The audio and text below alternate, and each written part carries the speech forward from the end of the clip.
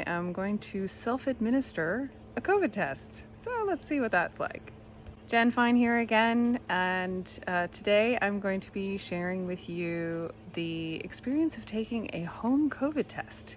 So this was handed to me on arrival into the San Francisco airport, and I am going to self-administer a COVID test. So let's see what that's like. Here we have the instructions for this. There's a lot of do not touch this. Make sure you put 6 drops there. Stop, make sure you've done both nostrils. Do not skip this step. Do not do this. Do not do this. Make sure you read it on time, and then here's how you read it. So here's my little kit. I'm gonna open that package, and I've got my little swab and my little drops.